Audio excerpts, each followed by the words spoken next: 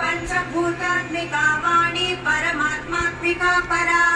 कालिमा पंचिका वाग्मी हविः प्रत्यधिदेवता देवमाता सुरेशाना वेदगर्भाम्बिका धृतिः